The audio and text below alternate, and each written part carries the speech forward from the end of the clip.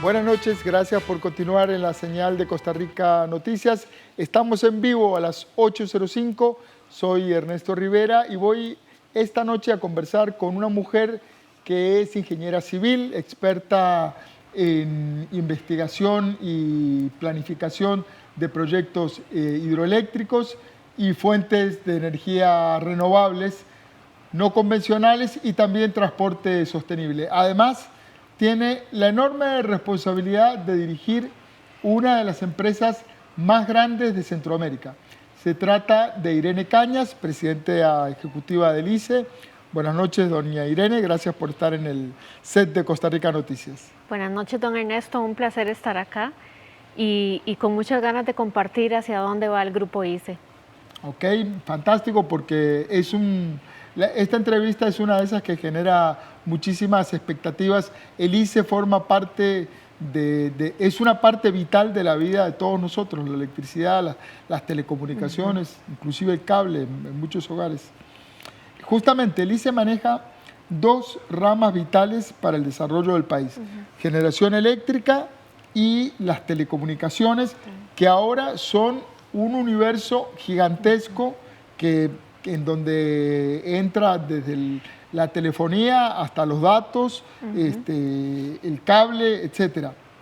¿Puede con todo eso una sola empresa? ¿Es prudente mantener esos dos bloques tan grandes bajo un mismo liderazgo hoy? En este momento sí es estratégico tener los dos bajo la misma sombrilla, porque estamos hacia la transición de ciudades inteligentes y tener la infraestructura de electricidad con todo lo que tenemos en postería, cableado, etcétera, es estratégico para poder desarrollar todo lo que viene en ciudades inteligentes. Entonces es una combinación muy conveniente para lo que viene en el futuro en materia de ciudades inteligentes. Porque hay una idea de montarse sobre esa red, esa tubería que ya está puesta de postería, de cableado. Esa es una de las grandes ventajas. La otra es que en electricidad ya se tiene mucho avanzado en lo que es cobertura a nivel nacional. Entonces se tiene la infraestructura para llegarle a cada persona a sus casas y con la nueva tecnología de medidores inteligentes aprendemos mucho de cada uno de nuestros clientes.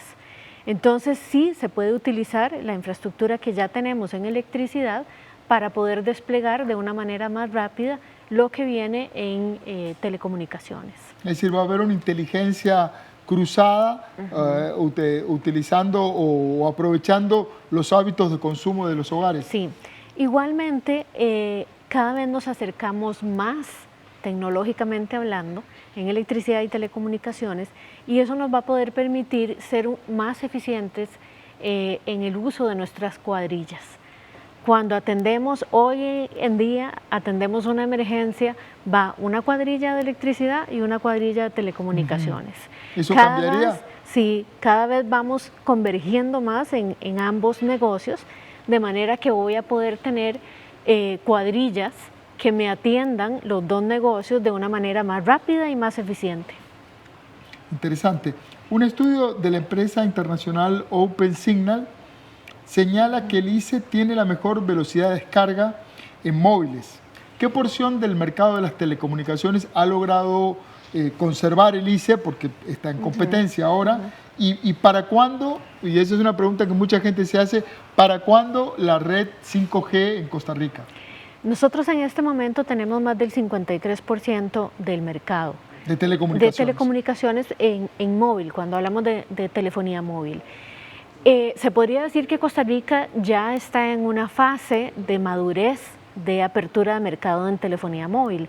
¿Qué significa esto? Que ahora cada día nosotros estamos en una competencia feroz con los otros operadores, tratando de recuperar a aquellos clientes que por alguna razón se fueron a otra operadora móvil. Eso nos obliga a ser mucho más dinámicos en ese acercamiento con el cliente, conocer más las necesidades. Doy un ejemplo rápido. hemos escuchado a algunos empresarios que buscan otras opciones por el tema del roaming cuando viajan mucho en Centroamérica. Nosotros tenemos ahora una oferta de roaming que es muy atractiva y con eso estamos tratando de recuperar a aquellos clientes que por alguna razón escogieron otra operadora pensando en facilidad de cuando viajan en la región centroamericana o Norteamérica. Cuando usted da un dato recién, 53% del mercado de las telecomunicaciones en móviles. Uno puede ver esto de dos maneras, como el vaso lleno y vacío, ¿verdad? Sí. ¿Cuánto tiempo desde que se abrió la competencia? Y uno podría decir, bueno, han perdido casi la mitad del mercado, tenían el 100 y ahora tienen el 53, o han logrado conservar el 53%. ¿Cómo lo ve usted y por qué? ¿Cómo lo argumenta? Yo lo vería como el vaso medio lleno, Ajá, ¿por ¿verdad? qué? Porque en otros países ha sucedido todo lo contrario. Cuando es una empresa estatal, al final termina prácticamente que cerrando la empresa estatal y las multinacionales abarcando todo el mercado. En el caso de Costa Rica ha sucedido todo lo contrario. La empresa estatal ha logrado mantener a la gran mayoría de los clientes. Lo que dije hace un momento, tenemos que ser mucho más ágiles en conocer las necesidades. Ahora la tecnología cambia muy rápido. Lo que fue una solución hace un año, este año ya está obsoleta. Sí. Igual son las necesidades de los clientes. También hay que pensar que en este momento tenemos una gama muy distinta de necesidades. Tenemos a las personas adultas mayores que requieren un tipo de celular, requieren necesidades distintas a lo que es un empresario, a lo que es un estudiante universitario, lo que es un adolescente. Todos requieren algo diferente de su servicio móvil. Estamos también en una era en donde cada vez es más frecuente encontrar redes libres para que la gente ya no utilice tanto los datos dentro del celular, sino que utiliza otras plataformas para poder descargar más rápido y para no comerse, como así decirlo, su saldo de datos en el teléfono celular. Entonces, ¿qué es lo que sucede? Nosotros tenemos que ir reinventándonos constantemente para poder satisfacer todas esas necesidades que son tan distintas entre todas las generaciones. Le propongo algo. A la vuelta del corte, al que vamos a ir ahora, me contesta si están a la altura, han estado a la altura del requerimiento de renovarse con esa velocidad que hoy exigen las telecomunicaciones y el mercado, y me responde 5G. Si vamos a tener 5G o no. Enseguida volvemos, estamos conversando con doña Irene Cañas, presidenta ejecutiva del ICE. Quédese con nosotros, ya volvemos.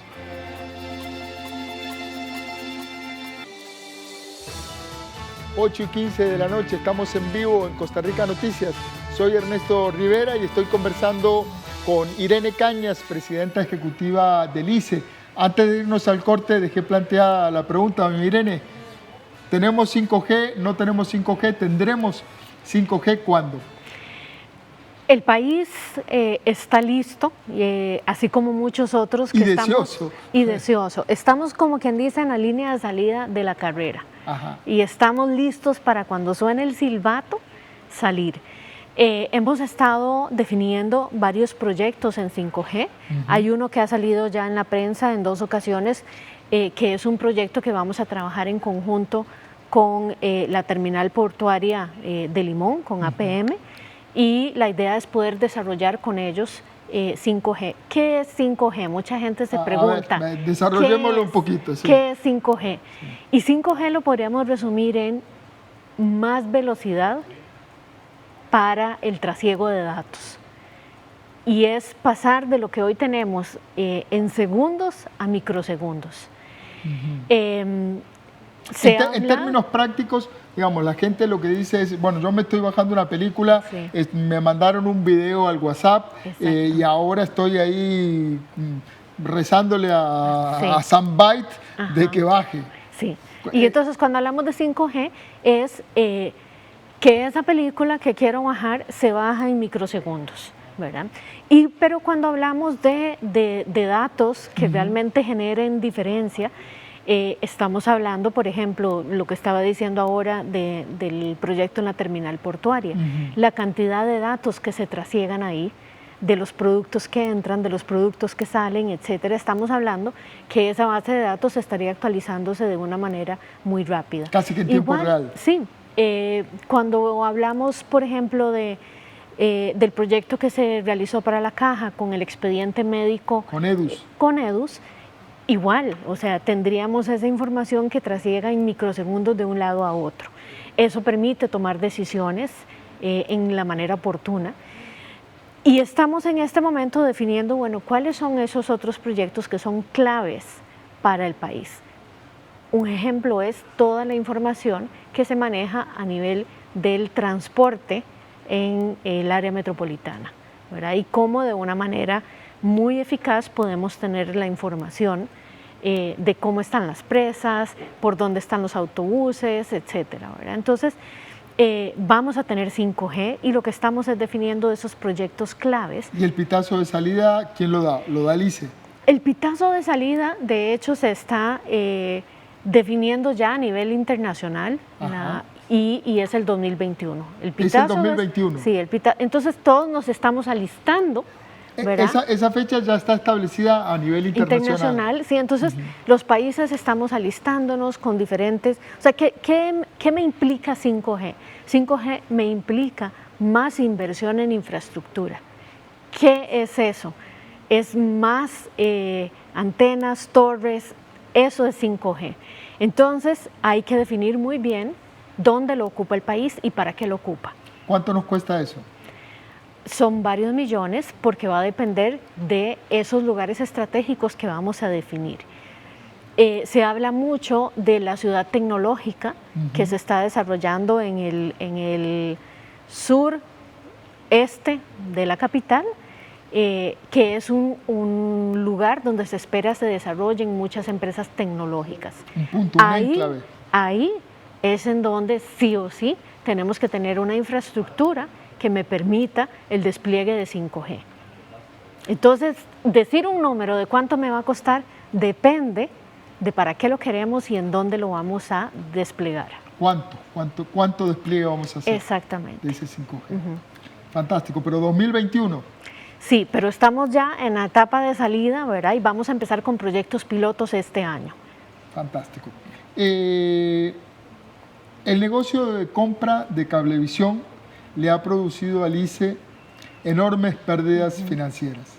¿Cuánto ha perdido con la operación de Cablevisión? Y además se abrieron varias investigaciones, una a lo interno del Consejo de Gobierno y otra a nivel judicial en la Fiscalía, en el Ministerio Público. ¿Cuál es el estado de eso, de esas investigaciones? Las que están en este momento en la Fiscalía, pues ya están en manos de la Fiscalía y serán ellos Hablando de tecnología, mi amiga Siri. Yo no sé por qué cada vez que hablo yo Siri se alborota. Sí. Debo tener algo Déjeme entrevistar a mí, Siri. En el tono de voz. Bueno, las investigaciones que están en este momento en la Fiscalía están ya, como quien dice, en manos de ellos. Entonces yo no me puedo referir, no me puedo referir. Con el tema de Cablevisión se hizo toda una investigación interna y un análisis, y de ese análisis es que el Consejo Directivo del ICE toma la decisión de no continuar con una subsidiaria aparte, sino absorbimos el negocio que tiene Cablevisión. ¿Qué es lo que sucede? La tecnología de Cablevisión todavía es válida en zonas alejadas, donde el ICE va a llegar todavía dentro de unos años con fibra óptica. Entonces todavía tiene cabida. Ahora, ¿en qué proceso estamos? Estamos ya muy cerca de tener el cierre total de Cablevisión. ¿De cuánto dinero estamos hablando? ¿Cuánto hemos perdido? Lo sabremos cuando ya termine el cierre totalmente, ¿verdad? Porque todavía en este momento estamos liquidando personal, estamos haciendo la valoración de los activos, qué es lo que vamos a poder rescatar y qué es lo que ya deberemos pasar por pérdida. Entonces, en este momento sería inoportuno que yo dé una cifra cuando todavía estamos en el proceso de cierre de la empresa. ¿Fue un error la compra de Cablevisión? Ya ha visto, más allá de a quién le toca la culpa y si hubo dolo o no, estratégicamente. Estratégicamente faltó definir la estrategia y en algunos casos estábamos compitiendo entre nosotros mismos. Entonces yo me atrevería a decir que lo que faltó fue una estrategia mejor definida donde el desarrollo o el despliegue de los servicios de cablevisión se enfocara, como lo dije anteriormente, en aquellas zonas donde todavía faltan algunos años para llegar con la tecnología de fibra óptica. Sí, fue un error. Se pudo haber hecho diferente.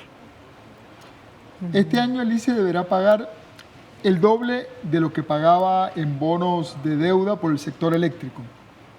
Son unos 500 millones de dólares, ¿es correcto? Sí, señor. Esta es una carga financiera por las grandes obras hidroeléctricas como Reventazón. Y la pregunta es, bueno, si la podemos pagar y si fue atinado construir una obra tan gigantesca, tan faraónica como Reventazón. Nosotros en este momento estamos trabajando en poder hacerle frente a los bullets que vencen este año, pero también estamos haciendo un arduo trabajo para renegociar deuda que nos permita aplanar un poco más los compromisos financieros que tenemos para los próximos años. Esto me genera varios beneficios. Sin embargo, uno de los beneficios que... Renegociar deuda, para explicarle a la gente, es patear el balde unos meses, sí, o unos años, sí, ¿verdad? O unos años también. Okay. ¿Qué es lo que ha sucedido en los últimos años? El ICE por ley tiene que desarrollar la infraestructura para garantizar que todo el mundo va a tener servicio eléctrico. Por ley ese es nuestro mandato. Sin embargo, tenemos otros actores que también desarrollan infraestructura eléctrica, como son las empresas de electrificación rural y las empresas cooperativas. Entonces, el ICE tiene su plan de expansión, desarrolla las plantas que requiere el país, pero por otro lado, estos otros actores también desarrollan plantas. Entonces, en este momento tenemos una oferta que es capaz de abastecer los años presentes más unos 6 o 7 años más. Entonces, ¿qué quiero decir con esto? Que hay algunas plantas nuestras que en algunos momentos del año no necesitan despachar energía porque está la otra energía disponible de las otras empresas. Pero estas plantas mías sí requieren de pagar las deudas que tienen también. O sea, hay que pagar mantenimiento para que estén disponibles, pero también hay que hacerle honor a las deudas. Entonces, en algunos casos no hemos tenido los ingresos suficientes para hacerle frente a estas deudas. Entonces, por esa razón es que renegociar deuda me permite a mí acomodarme mejor con la cantidad de energía que tengo disponible, más el comportamiento de la demanda, más lo que me generan las otras empresas distribuidoras. Tengo una duda con este dato que da usted sobre la oferta disponible de electricidad. El año pasado el ICE gastó 6 veces más que en 2018 por compra de electricidad desde el exterior. Gastó 25.000 millones entre enero y septiembre. ¿Por qué? ¿Por qué compramos electricidad si tenemos sobreoferta en el país? Esa es una excelente pregunta y aquí lo importante es entender que la mayoría de nuestra oferta es en energías variables, que son las energías que me van a depender del clima. Una gran cantidad de nuestras plantas son hidroeléctricas. El año pasado fue un año muy seco, muy seco. Y cada vez tenemos años con un comportamiento climático muy distinto al que teníamos históricamente. Y eso se debe al cambio climático. El año pasado tuvimos en algunas ocasiones ni la cantidad suficiente de agua ni la cantidad suficiente de viento. La única fuente de energía renovable que no depende del clima es la geotérmica. Esa es la que podemos tener todo el año. Que es el calor interno de la Tierra. Exactamente, ¿verdad? Y es el que tenemos a las afueras de los volcanes. En Miravalles. Exactamente. Entonces, ¿qué sucedió el año pasado? Tuvimos meses en donde el agua fue muy escasa y el viento no generó en la cantidad que en otras ocasiones hemos tenido. Cuando sucede eso, hay dos opciones: generar con nuestras plantas térmicas de combustibles fósiles o importar energía de la región centroamericana. ¿Qué se hace? Se hace un análisis de qué le sale mejor al país en materia de costo al usuario final. Y en el caso del año pasado, era mejor importar que generar con nuestras plantas. Hay que recordar que la planta de generación eléctrica con fuente fósil por excelencia en Costa Rica es Garavito. Garavito utiliza un búnker que es un búnker especial, bajo en azufre, y el precio de ese búnker es más alto. Entonces, la menos dañino, pero es más caro. Exactamente. La importación se hace porque al final va a ser más beneficioso para el usuario final. Nosotros pudimos haber generado esa electricidad con nuestra planta térmica, pero no era lo más económico para el país. Entonces, ¿qué sucede? Es decir, para cerrar un poquito la cuenta, esos 25.000 millones que gastamos comprando energía, hubiéramos gastado más comprando búnker. Exactamente. Para hubiera sido más caro. Garavito. Sí, señor, hubiera sido más caro. Entonces, ¿qué vamos a tener de diferente este año? El año pasado se inauguró la planta de Pailas 2, que son 55 megas más al sistema, en julio del año pasado, finales de julio del año pasado. No tuvimos esa planta en lo más seco del verano. Este año ya tenemos a Garavito operando en esta parte seca. Vamos a ver cómo nos va, porque va a depender de cómo se comporte el viento. Hay un ventarrón, sí, ¿verdad? Sí. Ojalá que nos ayude. Sí, pero esa es la razón por la cual importamos más el año pasado. Tenemos que ir cerrando, ya el tiempo se nos acaba. No quería dejar de preguntarle esto. Durante su gestión, usted ha recibido fuertes presiones e incluso cuestionamientos y pedidos de renuncia. ¿Hay una componente de género en estas polémicas? ¿Cree usted que el hecho de ser la primera mujer en presidir el ICE influyó? ¿Cómo lo ha vivido?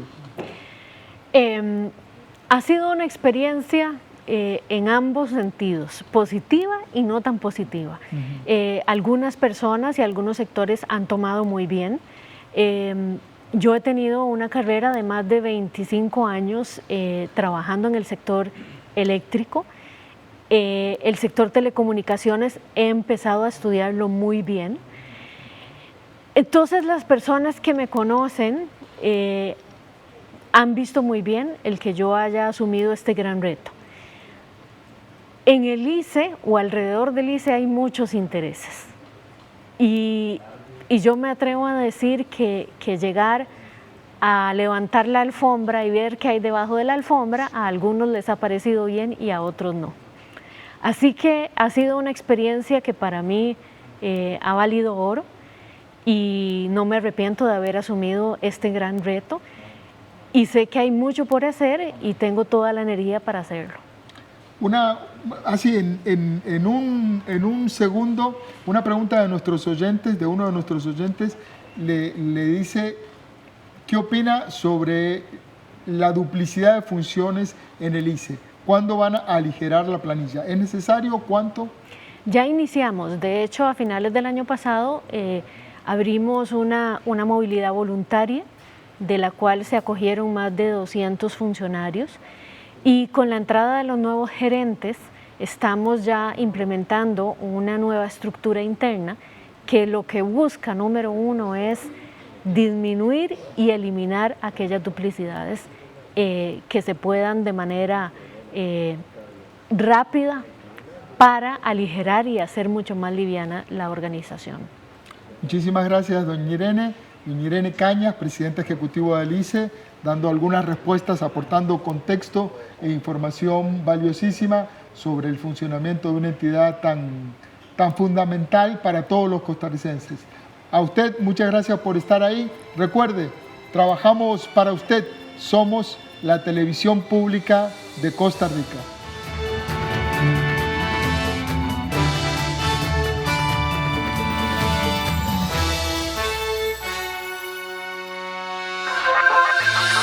Y en la información deportiva, histórica ficha